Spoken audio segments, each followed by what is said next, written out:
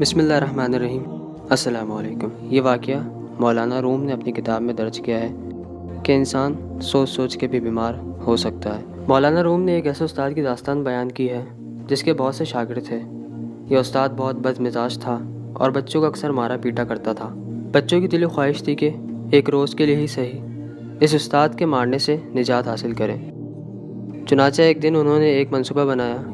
دوسرے روز جب وہ مدرسے پہنچے تو ایک بچے نے استاد کو سلام کیا اور کہا، جناب خدا نخواستہ آج آپ کچھ بیمار معلوم ہوتے ہیں۔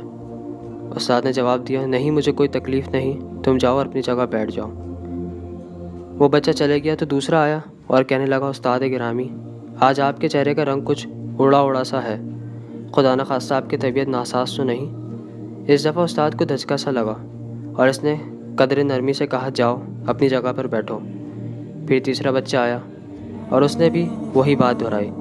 استاد کی آواز اور نرم ہو گئی اور اسے شک گزرا کہ شاید میں بیمار ہوں۔